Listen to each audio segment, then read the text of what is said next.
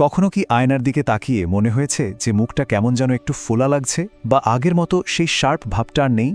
যদি এমনটা মনে হয়ে থাকে তাহলে জেনে রাখুন এই অনুভূতিটা কিন্তু অনেকেরই হয়। তো চলুন আজকের এই আলোচনায় আমরা মুখের গঠনকে আরও সুন্দর বা ডিফাইন করার পেছনের সায়েন্সটা নিয়ে একটু গভীরে যাই। আচ্ছা, এই যে মুখের ফোলা ভাব বা একটা স্পষ্টতার অভাব, এর কারণটা আসলে কি? এটা কিন্তু খুবই কমন একটা প্রশ্ন। মানে সকালে ঘুম থেকে উঠে বা খুব লম্বা একটা দিনের শেষে অনেকেরই মুখটা ফোলা ফোলা লাগে, যা বেশ বিরক্তিকর। কিন্তু আমরা যে সাধারণ কারণগুলো জানি সেগুলোর বাইরে এর পেছনে আসলে কি ঘটছে, চলুন সেটাই একটু খুঁজে বের করা যাক। এই টপিকটা নিয়ে অনলাইনে একটু খুঁজলেই দেখবেন দ্রুত সমাধানের হাজারো উপায় আর টিপস একেবারে চোখের সামনে চলে আসে। কিন্তু কথা হচ্ছে, এগুলোর মধ্যে কয়টা আসলেই সায়েন্টিফিক্যালি কাজ করে? চলুন এই কল্পনা আর বাস্তবতার মধ্যেকার পার্থক্যটা একটু বোঝার চেষ্টা করি। আর সবচেয়ে কমন যে পরামর্শটা শোনা যায় সেটা কি? ঠিক ধরেছেন, মুখের ব্যায়াম।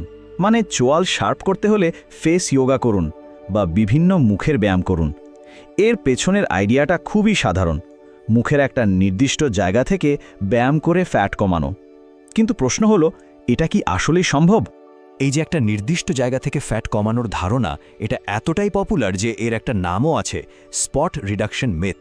সহজ কথায়, শরীরের কোনো একটা স্পেসিফিক জায়গা যেমন পেট বা গাল, সেখান থেকে ব্যায়াম করে ফ্যাট কমানো সম্ভব, এই বিশ্বাসটা। তো চলুন এবার এই মিথ বা ভুল ধারণাটাকে একটু ভেঙে দেখা যাক কেন এটা আসলে কাজ করে না। তো একদিকে আছে এই মিথ বা প্রচলিত ধারণাটা যে মুখের ব্যায়াম করলে বুঝি চর্বি একদম গলে যাবে। আর অন্যদিকে আছে সায়েন্টিফিক রিয়ালিটি। ব্যাপারটা অনেকটা এরকম, ধরুন মাংসপেশি আর ফ্যাট হলো দুজন প্রতিবেশী, কিন্তু তারা দুটো আলাদা বাড়িতে থাকে। এখন আপনি আপনার বাড়ির মানে পেশির ব্যায়াম করে তাকে শক্তিশালী করতে পারেন, কিন্তু তার মানে এই না যে আপনি পাশের বাড়ির প্রতিবেশীকে মানে ফ্যাটকে জোর করে বের করে দিতে পারবেন। তারা এক জায়গায় থাকলেও তাদের কাজ করার সিস্টেমটা কিন্তু একদম আলাদা। তাহলে স্বাভাবিকভাবেই প্রশ্ন আসে, আচ্ছা যদি একটা নির্দিষ্ট জায়গা টার্গেট করে ফ্যাট কমানো নাই যায়, তাহলে উপায়টা কি, সমাধানটা কোথায়? আর এই প্রশ্নটাই কিন্তু আমাদের শরীরের ফ্যাট কমানোর আসল মেকানিজমের দিকে নিয়ে যাচ্ছে। সমাধানটা ঠিকঠাক বুঝতে হলে আমাদের আগে জানতে হবে পুরো সিস্টেমটা আসলে কিভাবে কাজ করে। আমাদের শরীর কিন্তু খুব গোছানো একটা সিস্টেম। এটা যখন ফ্যাট কমায় তখন কোনো এলোমেলোভাবে কমায় না, বরং কিছু নির্দিষ্ট নিয়ম মেনে চলে। চলুন সেই নিয়মগুলো এবার একটু জেনে নেওয়া যাক। এখানে মূল কনসেপ্টটা হলো ফ্যাট লস একটা সিস্টেমিক বা সামগ্রিক প্রক্রিয়া। এর মানে কি? মানে হলো শরীর পুরোটাকে একটা ইউনিট হিসাবে দেখে। শরীরকে যদি একটা দেশের সাথে তুলনা করা হয় তাহলে ব্যাপারটা এরকম, যখন দেশের শক্তির দরকার হয় তখন কেন্দ্রীয় সরকার সিদ্ধান্ত নেয় কোন রাজ্য থেকে রিসোর্স নেওয়া হবে। কোনো নির্দিষ্ট শহরের মেয়র একাই সিদ্ধান্ত নিতে পারে না। আমাদের জেনেটিক্স আর হরমোন হলো সেই কেন্দ্রীয় সরকারের প্রধান উপদেষ্টার মতো। তারাই ঠিক করে দেয় শরীরের কোন জায়গা থেকে ফ্যাট আগে কমবে আর কোথা থেকে সবার শেষে। আরও সহজ করে বললে, আমাদের শরীর একটা সেন্ট্রাল কমান্ড সিস্টেম দিয়ে চলে। এখানে কোনো লোকাল সুইচ নেই।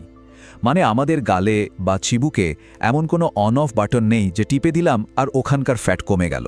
মুখের গঠনে যদি কোনো পরিবর্তন আনতেই হয় তাহলে পুরো সিস্টেমের সাথেই কাজ করতে হবে। এখন প্রশ্ন হলো, তাহলে এই সেন্ট্রাল কমান্ড সিস্টেমের বিরুদ্ধে না গিয়ে এর সাথে কাজ করার উপায়টা কি? উত্তরটা কিন্তু কোনো একটা জাদুকরী কৌশলের মধ্যে নেই। উত্তরটা লুকিয়ে আছে একটা সামগ্রিক পদ্ধতিতে। এটা হলো 5টা স্তম্ভের ওপর দাঁড়িয়ে থাকা একটা সিস্টেম, যা একসাথে কাজ করে আসল এবং টেকসই পরিবর্তন আনতে পারে। এই হলো সেই 5 দফা সিস্টেম বা 5টি স্তম্ভ। 1 নম্বরে আছে শরীরের ওভারঅল ফ্যাট কমানো। 2 আমাদের খাদ্যাভ্যাসকে অপটিমাইজ করা। 3 নম্বর হলো ঘুমকে যথেষ্ট গুরুত্ব দেওয়া। 4 স্ট্রেস বা মানসিক চাপ ম্যানেজ করা। আর 5 নম্বর হাইড্রেটেড থাকা, মানে শরীরে জলের পরিমাণ ঠিক রাখা। মনে রাখতে হবে এগুলো কিন্তু আলাদা আলাদা কোনো টিপস না, বরং একটা কমপ্লিট সিস্টেম যা একসাথে কাজ করে। চলুন প্রত্যেকটা পয়েন্ট নিয়ে একটু বিস্তারিতভাবে কথা বলা যাক। তো প্রথম স্তম্ভ, আর সবকিছু শুরুই হয় কিন্তু আমাদের খাবার প্লেট থেকে। কি করতে হবে? প্রথমত প্রসেসড চিনি আর অতিরিক্ত লবণকে তালিকা থেকে বাদ দিতে হবে বা কমাতে হবে, কারণ এই দুটো জিনিসই শরীরে ইনফ্লামেশন আর ওয়াটার রিটেনশনের জন্য প্রধানত দায়ী। এরপর প্রোটিন খাওয়া বাড়াতে হবে, কারণ এটা অনেকক্ষণ পেট ভরা রাখে আর মাসল তৈরিতে সাহায্য করে। আর সবচেয়ে জরুরি হলো যতটা সম্ভব হোল ফুড বা প্রাকৃতিক খাবারের উপর ফোকাস করা। লবণ বা সোডিয়ামের ব্যাপারটা নিয়ে আরেকটু বলা দরকার। যখন আমাদের শরীরে প্রয়োজনের চেয়ে বেশি সোডিয়াম যায়, তখন শরীর সেই অতিরিক্ত লবণকে ব্যালেন্স করার জন্য জল ধরে রাখতে শুরু করে। আর এই যে জল ধরে রাখা বা ওয়াটার রিটেনশন, এর প্রভাবটা কিন্তু প্রায় সবার আগে আমাদের মুখের উপরই দেখা যায়, আর এই কারণেই মুখটা ফোলা ফোলা লাগে। এরপর আসা যাক ঘুম আর স্ট্রেসের কথায়। এই দুটোকে একসাথে বলা হচ্ছে কারণ এদের মধ্যে একটা শক্তিশালী হরমোনাল কানেকশন আছে।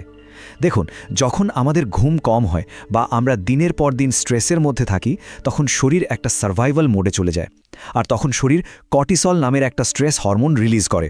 এই কর্টিসলের কাজ কি? সে শরীরকে দুটো সিগন্যাল দেয়। 1, ফ্যাট জমাও, বিশেষ করে পেট আর মুখের আশেপাশে, আর 2, শরীরে জল ধরে রাখো।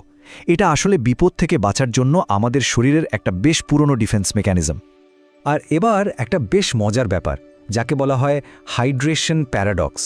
শুনতে হয়তো একটু উল্টো লাগবে, কিন্তু সত্যিটা হলো জল কম খেলে শরীর উল্টো আরও বেশি জল ধরে রাখে। কেন? কারণ শরীর যখনই টের পায় যে সে ডিহাইড্রেটেড হয়ে পড়ছে, মানে জলের অভাব হচ্ছে, তখন সে একরকম প্যানিক করে ভবিষ্যতের জন্য প্রতি ফোঁটা জল বাঁচিয়ে রাখতে চায়। তাই শরীর থেকে অতিরিক্ত জল বের করে দেওয়ার সবচেয়ে ভালো উপায় হলো আরও বেশি করে জল খাওয়া। এতে শরীর একটা সিগন্যাল পায় যে জলের কোনো অভাব নেই, তাই যা জমানো আছে সেটা ছেড়ে দেওয়া যেতে পারে। আমরা আলোচনার প্রায় শেষের দিকে চলে এসেছি, আর এখন যে বিষয়টার কথা বলবো সেটা হয়তো সবচেয়ে জরুরি, আমাদের মানসিকতা। বিশেষ করে এই চটজলদি সমাধানের যুগে ফিটনেস ইন্ডাস্ট্রি কিন্তু নানা রকম আকর্ষণীয় প্রতিশ্রুতিতে ভরা। চলুন এই সব প্রতিশ্রুতির পেছনের আসল সত্যিটা একটু দেখে নেওয়া যাক। এরকম বিজ্ঞাপন হয়তো অনেকেই দেখে থাকবেন, নানা রকম ক্রিম বা ট্রিটমেন্ট যা দাবি করে যে তাৎক্ষণিকভাবে মুখের চর্বি কমিয়ে দেবে। কিন্তু বাস্তবতা কি? বাস্তবতা হলো এগুলোর বেশিরভাগই আসলে স্কিনকে ডিহাইড্রেট করে বা জল বের করে দিয়ে সাময়িকভাবে একটা টাইট ভাব আনে। হয়তো কয়েক ঘন্টার জন্য মুখটা একটু কম ফোলা দেখায়, কিন্তু এটা কোনোভাবেই আসল বা পার্মানেন্ট ফ্যাট লস নয়। এটা জাস্ট একটা টেম্পোরারি ইলিউশন। সুতরাং সব আলোচনার শেষে মূল কথাটা এটাই, কোনো শর্টকাট নেই, কোনো ম্যাজিক পিল বা ক্রিম নেই, কিন্তু একটা সিস্টেম আছে, একটা সায়েন্টিফিক পদ্ধতি আছে, আর সেই সিস্টেমটাই হলো এই 5টা স্তম্ভ যা নিয়ে আমরা এতক্ষণ কথা বললাম। স্বাস্থ্যের প্রতি একটা ধারাবাহিক আর সামগ্রিক অ্যাপ্রোচ, যার ভালো প্রভাবটা চেহারার ওপরেও পড়তে বাধ্য। তো শেষ করার আগে একটা প্রশ্ন রেখে যেতে চাই, আমাদের লাইফস্টাইল বা জীবনযাত্রা ঠিক কতটা আমাদের মুখের গঠনকে তৈরি করে? আমাদের প্রতিদিনের ছোট ছোট অভ্যাসগুলো, আমরা কি খাচ্ছি, কতটা ঘুমাচ্ছি, কিভাবে স্ট্রেস সামলাচ্ছি, এই সব কিছু মিলেই হয়তো আমাদের চেহারার আসল ভাস্কর হয়ে ওঠে। উত্তরটা হয়তো আমাদের সবার আয়নাতেই লুকিয়ে আছে।